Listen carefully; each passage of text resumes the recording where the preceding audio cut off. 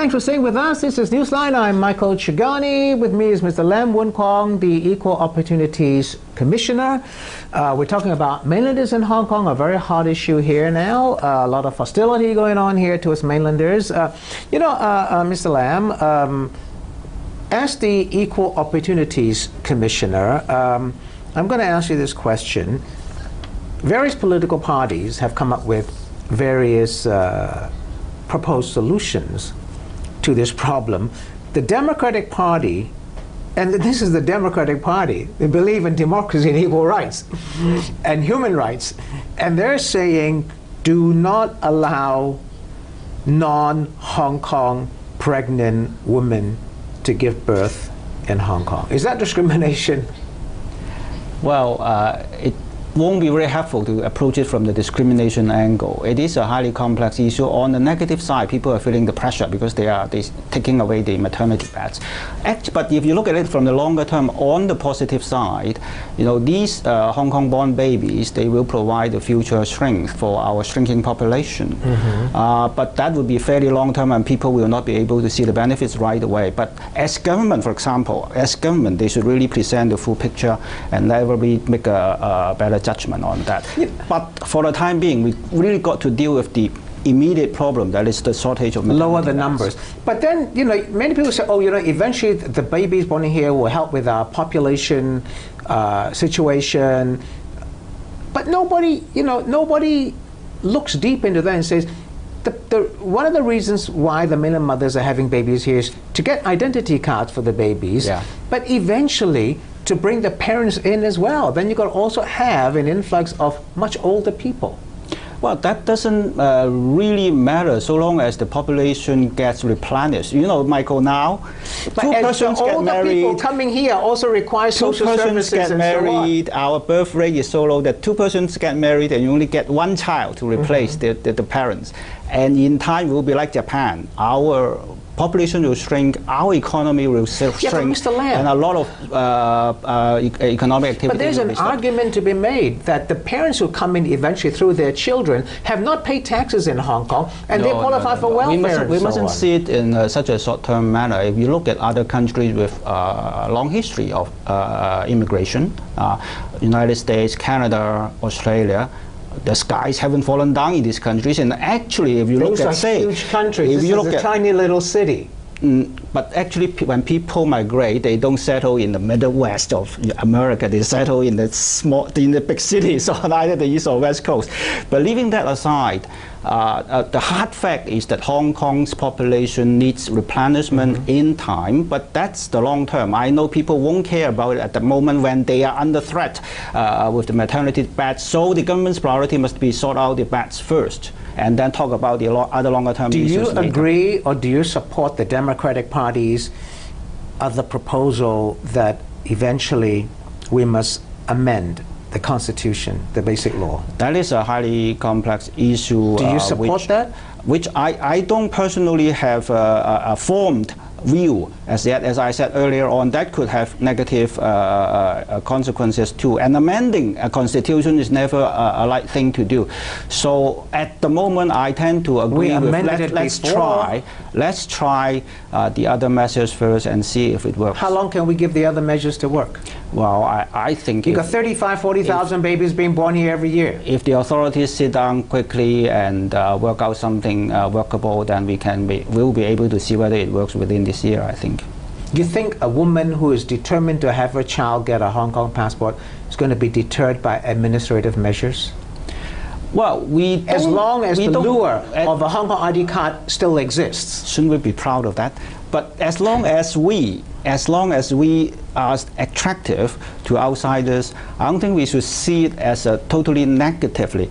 The real crux of the issue is how do you regulate the demand and supply. That is the crux of the issue. And you can regulate it in such a way that you can have the capacity to cope with the demand. So what's wrong with such a business? It's a huge business.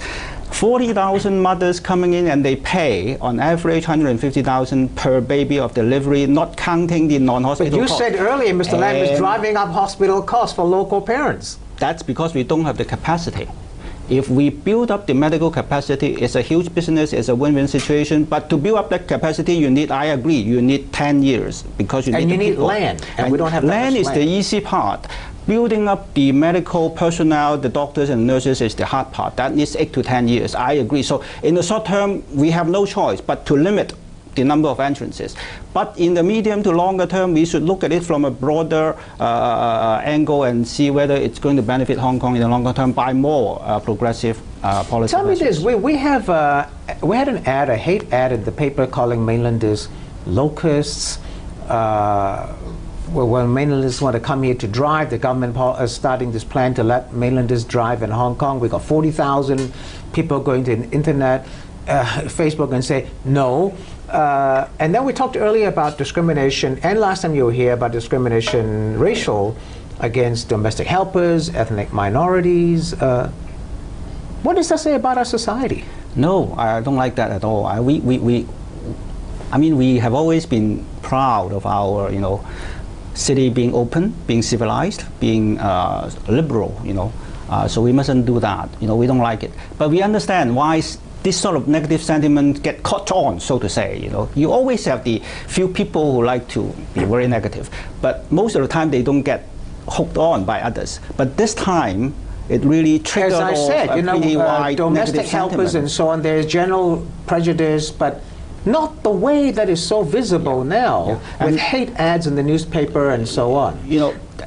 That is why we keep saying the fundamental of this negative sentiment is not the hate at word, which is of course bad, which should be condemned, but it's really the underlying pressure that Hong Kong people are now feeling. And if you don't tackle that, you just tackle the ad itself, it's not going to be very helpful. But nevertheless, we still come out and say, please, please, please don't have such ads, because a conflict cannot be resolved by shouting at each other. A conflict, you really got to try to see what the fundamental cause of the conflict is and try to narrow it down to come up with solutions. You must feel helpless, I ask again, about trying to deal with prejudice, because again, a few days back in the Legislative Council, a legislator, Abraham Sheck, had introduced a non-binding motion saying that there should be more government effort, more money to help ethnic minority children. Right. There are a lot of ethnic minorities in Hong Kong who are very rich, but then there are also some that are very poor, well, not well-to-do. Yeah. They go to government schools and they cannot keep up because they don't know Chinese. So you want a special treatment for them to learn Chinese so that they can be better educated. Yeah. But the government is not doing it. Why? Well, we did this report last year, and it's very nice for Abraham to come up with a motion debate calling upon the legislative councillors' support. There's a cross-party support for our position, calling upon the government to do more. Everybody in LegCo is supporting it. Well, except one. All the rest are supportive and calling upon the government. Who is that one person? Chim Pui Chong, you can check it out. Chim Pui Chong. But the key, we think, is to help our minority children to get over the Chinese language hurdle. It's not that they shouldn't learn Chinese. We are saying that it would be to their benefit to learn Chinese, but the government is simply not doing it the right way. And if they cannot overcome this language hurdle, then their education path is going to be largely blocked because they can't get onto university, they can't find decent jobs, they got no future. And that in the end will work negatively towards the Hong Tell me Kong's whether benefits. Racial discrimination is involved here when the government doesn't give a darn about poor ethnic minorities, yet it spends so much time dealing with the issue of funding for ESF, English School Foundation kids, school foundation kids. You're hitting another very sensitive spot. But well, no, you deal with sensitivity. Michael, I wouldn't say that the government is deliberately discriminating against ethnic minority children, but I think probably they think the number of these children are so small compared to the mainstream children that they think they have many more other priorities to focus on, and as a result they just put out some money. They have done something and put out some money, but they don't really care how the money is being spent. They don't really care, they don't track whether the minority children are doing well, etc. And that's why we're calling upon them, no, you've given out the money, but you are not doing it well enough. Please focus, because 14,000 children may be small in terms of numbers, but to these 14,000 ethnic minority children, once they lose their opportunity in the education system, 14,000 at the moment. How many kids are there in ESF schools? I don't know. I don't really know. Well, I don't What's think it's number? much more than that, but the government spends a lot of time dealing with ESF schools. To Why? these Because they're 14 wealthy, they're expatriates? To Why? these 14,000 Pakistani and Nepali children, once they lose their opportunity in mainstream education, then their life is limited. You're talking about very, 14,000. 14,000. That's a lot of people from their families. If you look at it compared to the whole Hong Kong. So I'm asking you again, I've got a couple of minutes left. It's an important subject. I've got a couple of minutes left. You deal with racial discrimination. Is there racism here? Yes. Dealing with ESF schools and not dealing with No, it's not just minority within the kids. education system. I think this community is still, unfortunately, does shows this signs of racism in. I'm asking whether the government is racist.